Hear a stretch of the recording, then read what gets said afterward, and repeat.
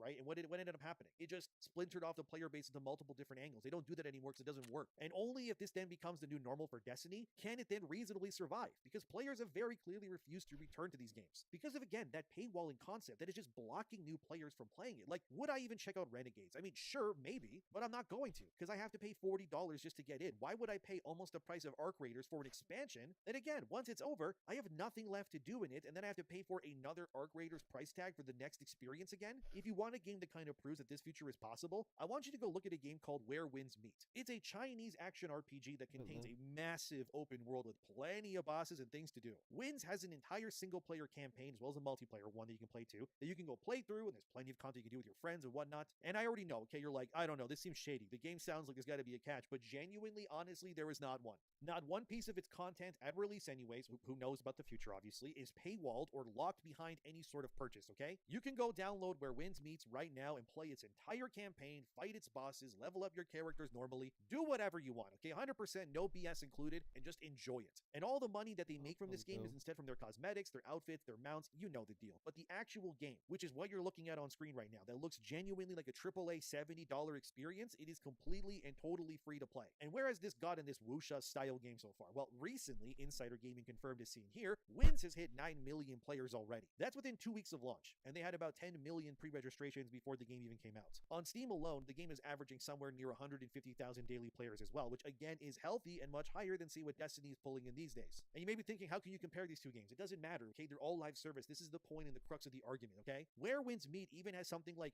20 or so unique regions like open world to explore with tons of mini games. Like, I'm not even sponsored by these people or anything, okay? All I'm trying to say and try to prove to you is that what they're doing here with Where Winds Meet is kind of the future of these sorts of things. And how can you look at all of that and then go look at Bungie and reasonably believe that they can survive when every other game out here in the same sort of live service sequel, like, you know, doesn't even matter what genre they are, they're just live service games in general, none of them are doing what Bungie are, like Bungie's doing, and it's obvious. It doesn't work, dude. It doesn't work. Okay, sure, maybe it's not fair to compare Destiny to, say, Battlefield or Call of Duty, but you could still compare it to Call of Duty Mobile, and this all still tracks anyways. The point is that if your game is multiplayer focused and you are live service, you really only have two options now. You either make people pay once and that's it, and then hope that your microtransactions and whatever else, I guess, are good enough, or you just go full-blown free to play from the get-go. But this whole we're going to make you pay for each content drop like Bungie is doing, it just doesn't work. Nobody wants this model anymore. And it's a big reason why they're hemorrhaging players at an alarming rate. Can you imagine if Arc Raiders had an expansion in the future and they charged like $20 for it? It would just splinter off the players, and the whole pay-to-win thing would be a nightmare, dude. That's why nobody does this anymore. And besides being free to play, let's say Destiny 3, okay? That needs to fundamentally change just how it works as a game too. They need to focus on PvE content like strikes and more replayable stuff, and make PvP more of something they don't just abandon for years like Bungie already has in the past. They also need to stop drip feeding story content because it's more annoying than anything else, and frankly, Bungie needs to just move Destiny away from being story driven altogether, if you ask me, and focus far more heavily on just making the core gameplay loop just fun to play. I know some people will say that's sacrilegious, but be so for real, guys. Come on now, look at their competition. Arc Raiders, Helldivers, etc.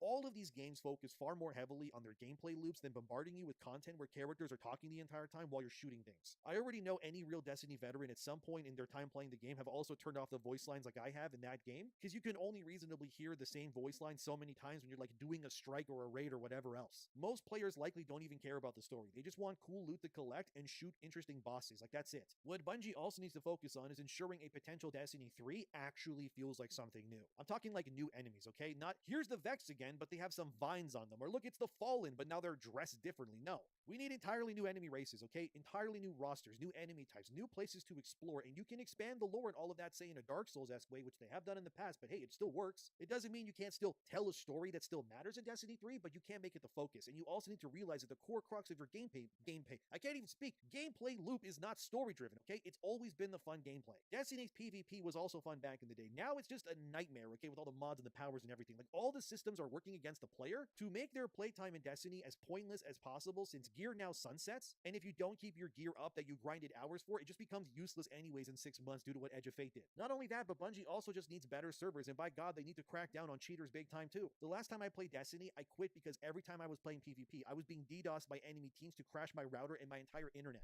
Like, the game was rampant with cheaters, and it is a major problem. Games like Battlefield 6 and even Black Ops 7 recently confirmed that they have stopped roughly 97% of their own cheaters. But when I did play Destiny, it was like every other match, dude, okay? It was abysmal. They also need a far more robust new player experience that doesn't flood or push those players away with menus after menus and pop-ups of nonsense. They need to stop vaulting content all the time and sunsetting things. And to some degree, bring back crafting. Maybe don't let players just make the god rolls exactly the way that they want to, but for the love of God, at least let me weapon craft like I can in Call of Duty or Battlefield. Let me add a stock, a new red dot sight, how big my magazine.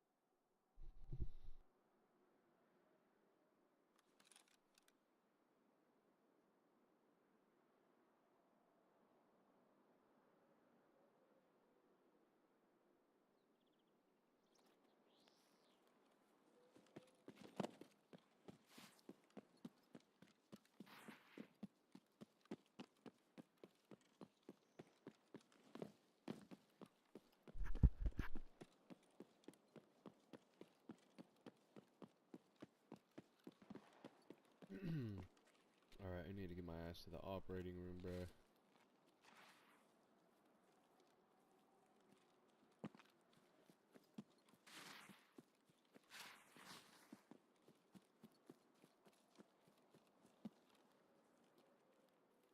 I got the good spawn. Gotta remember which one's the operating room, to be honest. I don't fucking remember. It might be the one on the right or the left.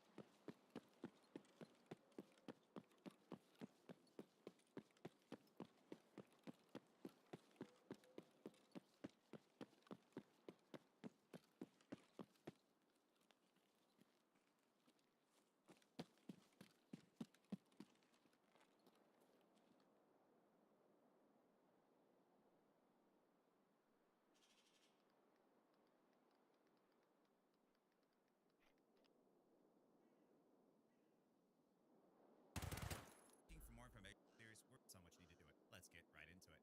What's the purpose behind the broadcast? Murders. Does it go?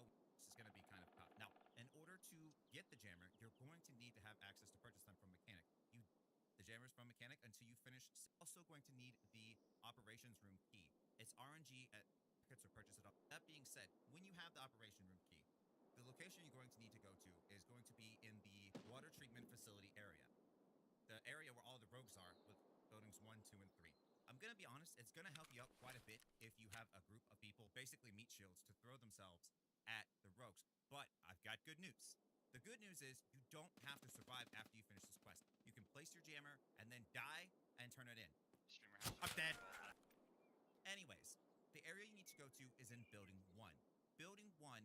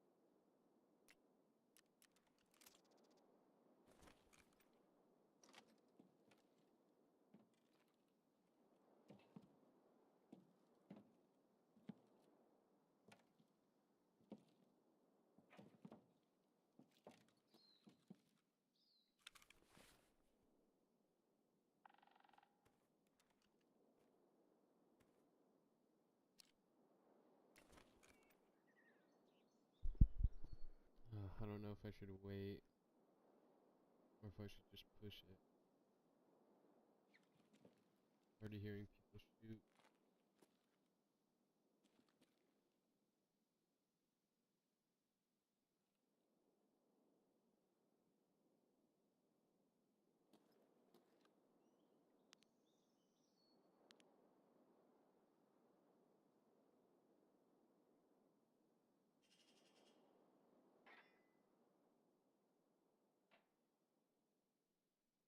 What's up? Okay.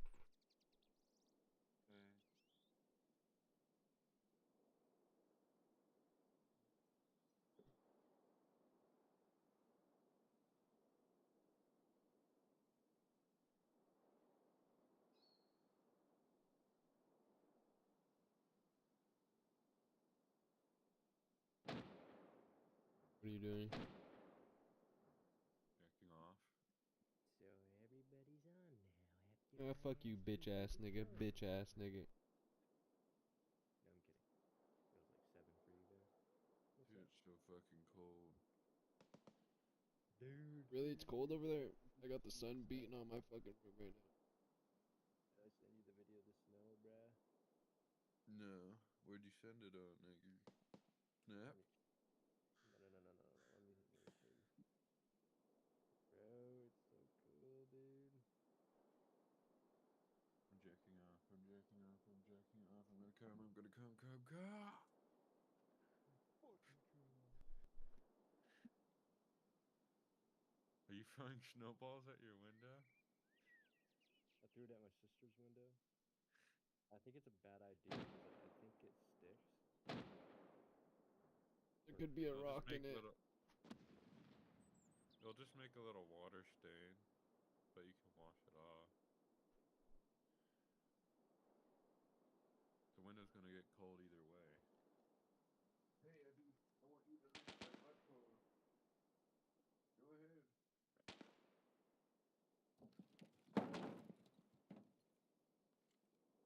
Don't do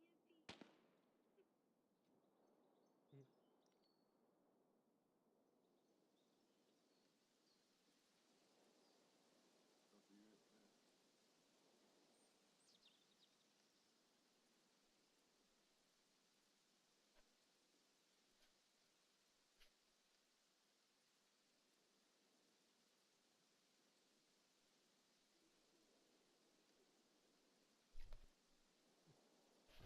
A small slushie at the movie theater is $8, bro.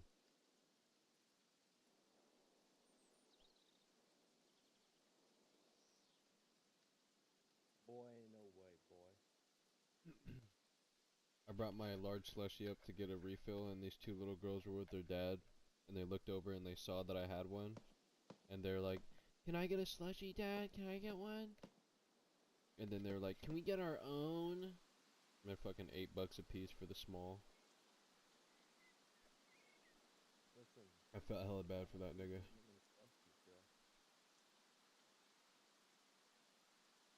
I hope he got them slushies. He said that he was. Nice. That's good.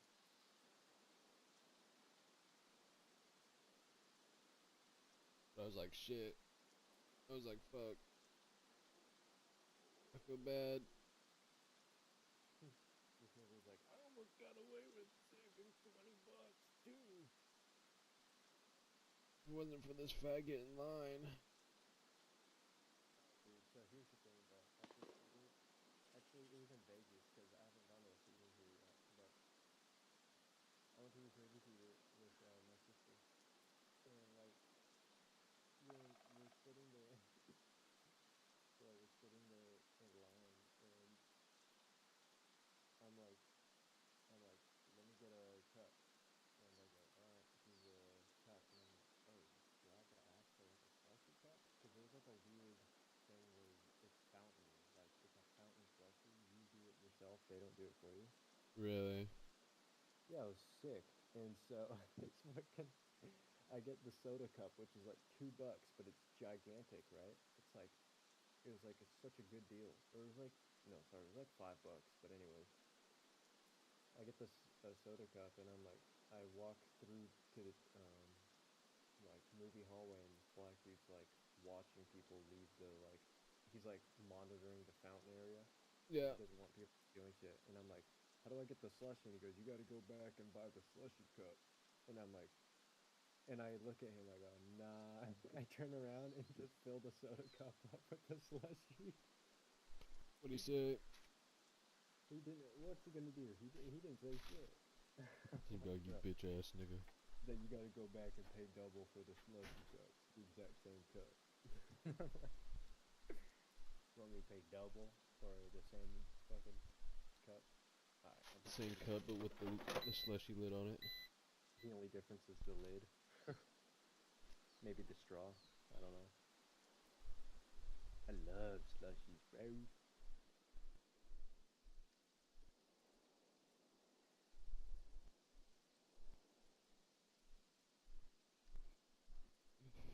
I just made some fire ass fucking brownies last night.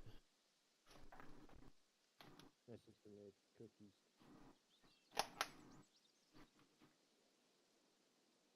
My girlfriend showed me how to make some good ass fucking brownies. Gotta double up on the motherfucking. Oh my god, I can't wait until my lunch break, bro. I'm literally sprinting outside and just making snow angels like a big faggot. Make a fat fucking snow angel with a dick. Fat dick. Big swinging fucking hog. Yeah. Then you can be like, oops, sorry, I tripped. And just have like a big old dick stain on your snow angel. But yeah, I did snow angel, but I sat on my stomach. That's why there's that big ass dick imprint right there. I want to do some flips in the fucking snow.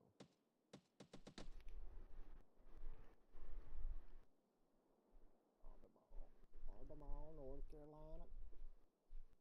Did your dad decide on Tennessee or not yet? Yeah, that's where he wants to go. He's just waiting for the market to go down. Did you guys check out any other states? No. I'm just wondering why Tennessee. Gun laws. It's cheap. Oh yeah, I forgot. You said that.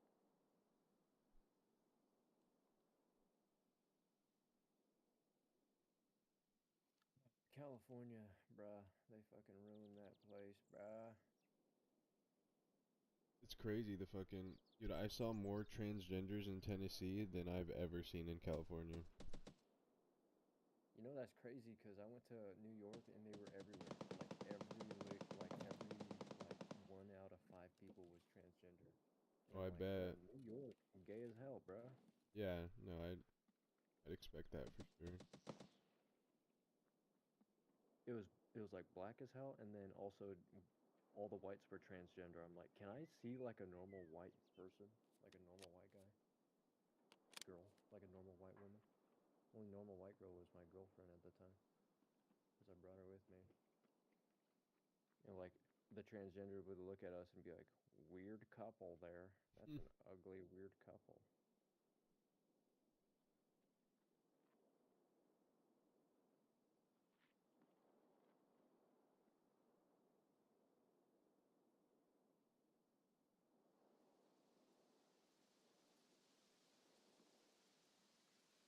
Where's Che? Che got hacked on Instagram. I gotta message him about it. Really? Yeah, or he didn't get hacked. Someone's trying to hack him. Oh, how do you know? I'm trying to get this nigga. Hmm? How do you know?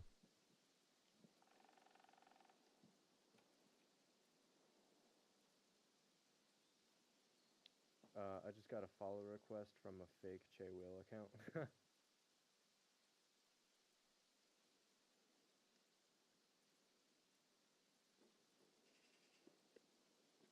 Really? Yes. Fake Che Will account?